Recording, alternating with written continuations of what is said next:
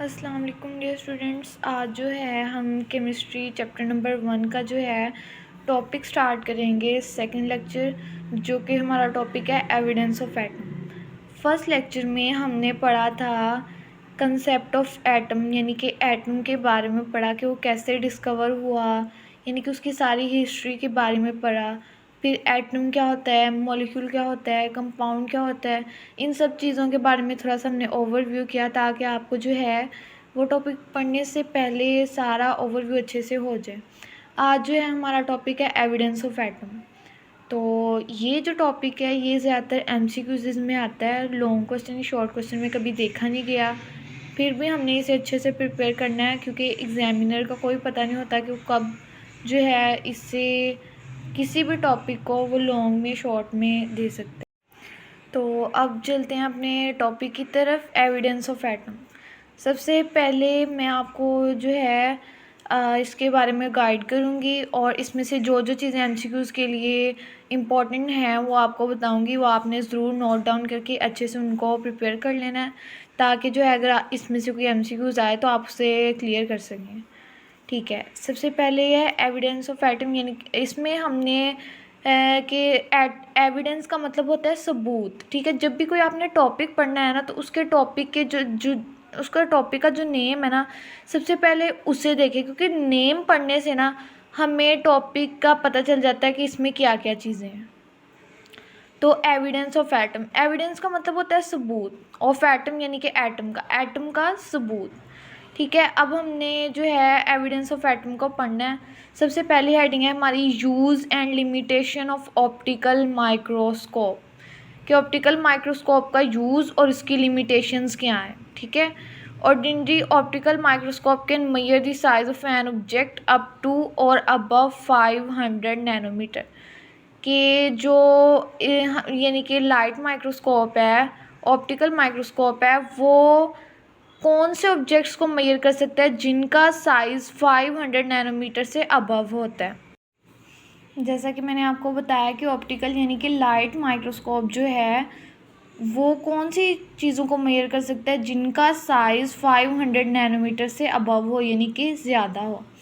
इसलिए जो है लाइट माइक्रोस्कोप के ज़रिए हम एटम यानी कि इलेक्ट्रॉन्स को जो है नहीं देख सकते, उनकी इंफॉर्मेशन नहीं हासिल कर सकते लाइट माइक्रोस्कोप के ज़रिए, क्योंकि उनका साइज़ 500 नैनोमीटर से छोटा होता है।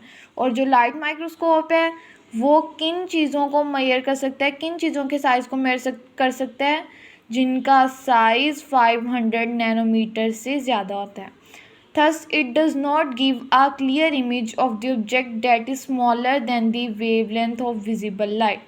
अच्छा, ये वो ऑब्जेक्ट्स की क्लियर इमेज नहीं देता जिनकी जो वेवलेंथ है वो विजिबल लाइट से कम हो, यानी कि जो इलेक्ट्रॉन है, इलेक्ट्रॉन की जो वेवलेंथ होती है वो विजिबल लाइट से कम होती है। इसीलिए हम ये कहते हैं कि लाइट माइक्रोस्कोप के ज़रिए से हम जो है एटम, इलेक्ट्रॉन वगैरह को स्टडी यानी कि उनको नहीं देख सकते, क्योंकि ये जो है उन चीज़ों की क्लियर इमेज नहीं प्रोवाइड करता जिनकी जो वेवलेंथ है वो विजिबल लाइट से कम हो। सो डैट्स वाई इधर लिखा है, thus it does not give a clear image of the object that is smaller than the wavelength of visible light. Since atoms are much smaller than 500 nanometer, के जो atoms हैं वो 500 nanometre से कई हिस्से छोटी होती हैं। So they can not be seen with optical microscope, तो इनको ऑप्टिकल माइक्रोस्कोप के ज़रिए नहीं देखा जा सकता। इधर हमने 3 पॉइंट्स पढ़े हैं। एक ये कि लाइट माइक्रोस्कोप जो है वो 500 नैनोमीटर से जिनका साइज़ अबव है उनको हम ऑप्टिकल माइक्रोस्कोप के थ्रू देख सकते हैं। दूसरा हमने ये पॉइंट पढ़ा कि जिन चीज़ों की वेवलेंथ जो है विजिबल लाइट से कम होती है हम उनको लाइट माइक्रोस्कोप के ज़रिए से नहीं देख सकते। और तीसरा पॉइंट हमने ये पढ़ा कि जो एटम्स हैं वो जो है उनका साइज़ जो है वो 500 नैनोमीटर से कम होता है। सो इसलिए हम जो है एटम्स को ऑप्टिकल माइक्रोस्कोप के ज़रिए सी नहीं कर सकते। अब हम पढ़ेंगे यूज़ ऑफ इलेक्ट्रॉन माइक्रोस्कोप। पहले हमने क्या पढ़ा, लाइट माइक्रोस्कोप के को पढ़ा कि यानी कि उससे हम क्या चीज़ें देख सकते हैं, क्या चीज़ें नहीं देख सकते। इसी तरह हम पढ़ेंगे इलेक्ट्रॉन माइक्रोस्कोप। इलेक्ट्रॉन माइक्रोस्कोप जो है ये जो है बहुत ही एक्सपेंसिव होता है और इसके ज़रिए जो है हम इलेक्ट्रॉन को देख सकते हैं। It uses a beam of electron instead of visible light।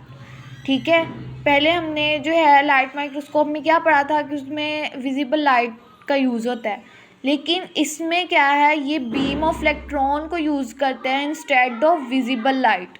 ठीक है, the wavelength of electron is much smaller then the visible light, यानी कि इलेक्ट्रॉन्स की जो वेवलेंथ होती है वो विजिबल लाइट से बहुत कम होती है। ठीक है, ये हमने पीछे भी पढ़ा है, यानी कि उधर उन्होंने बताया था ना कि जो है एटम्स की जो वेवलेंथ होती है विजिबल लाइट से कम होती है, इसलिए हम उनको लाइट माइक्रोस्कोप के थ्रू नहीं देख सकते। इधर भी हमने ये बताया कि the wavelength of electron is much smaller then the visible light, कि इलेक्ट्रॉन्स की जो वेवलेंथ होती है वो विजिबल लाइट से बहुत कम होती है।